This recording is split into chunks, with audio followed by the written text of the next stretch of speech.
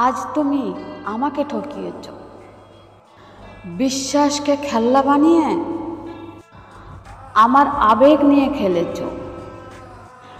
আমি চুপ করে রয়েছি, কারণ আমার ভালোবাসাটা ছিল সত্যি। কিন্তু তুমি মনে রেখো, প্রতারণা কখনো কারোর জীবনে স্থায়ী সুখ আনতে পারে না। যেভাবে আজ তুমি আমাকে আঘাত দিয়েছ, ঠিক একদিন অন্য কেউ ঠিক এভাবে তোমাকেই আঘাত দিবে। তখন তুমি ঠিকই বুঝতে পারবে ঠকলে কেমন লাগে। তখন তোমার বুকটাও পড়বে, প্রতিটা রাত হবে দীর্ঘ নিঃশ্বাসে ভরা। সেদিন তুমি ভাববে যে এ কষ্ট একদিন অন্য কাউকে দিয়েছিলাম। আজ সেই কষ্টটা তোমার কাছেই ফিরে এসেছে।